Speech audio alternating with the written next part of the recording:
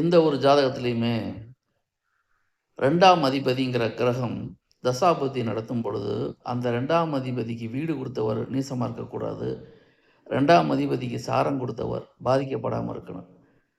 அப்படி இருந்தா மட்டும் தான் 2ஆம் அதிபதி தசாபுத்தி நடக்கும் பொழுது, குடும்ப உறவுகள்ல ஒரு புதிய உறுப்பினர்கள் வருகையான திருமண சேர்க்கை, குழந்தை பிறப்பு இந்த மாரி நல்ல விஷயங்கள் நடக்கும்.